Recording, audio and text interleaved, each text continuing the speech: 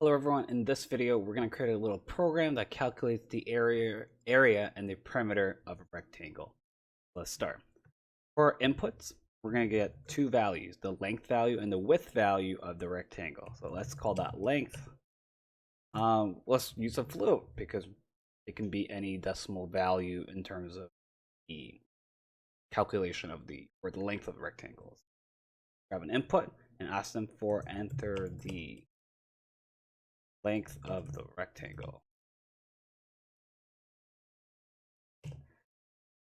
Now later on we're going to learn why this is really bad, because programming we shouldn't trust float values, but I did want to show you how to get decimal values programming.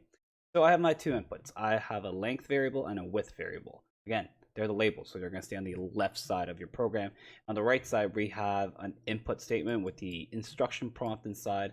And since we're dealing with numbers, I am converting that input into a float because float's going to give us decimal points. Let's do some processing. Let's calculate the area. So area of a rectangle, very simple. We just have to multiply length and the width. So to do that, we're going to do length. The multiplication symbol in Python is the asterisk, shift 8. And we're going to multiply by the width. So that is area. Let's get perimeter. The perimeter of a rectangle is also very simple. We're going to go 2 times the length plus 2 times the width. And now some of you might be wondering, well, do I need brackets here? Do I need to worry about order of operations? How does Python do order operations? And what really happens is that reading from left to right, Python will follow order operations. In this scenario, it will do the multiplications of these two values first, then add up their results. Awesome. We have the area and the perimeter of both the length and the width given. Let's do a little output. So our output is print. The area is, comma. So I have this message here. I want to grab this value, area. Output that value of the variable. And now let's say units.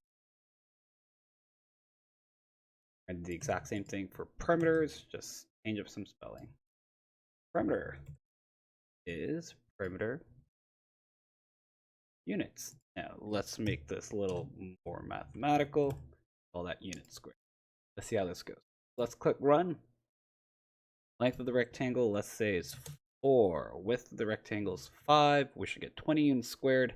And the perimeter is 2 times 4 is 8. And 2 times 5 is 10. So we get 18 units total.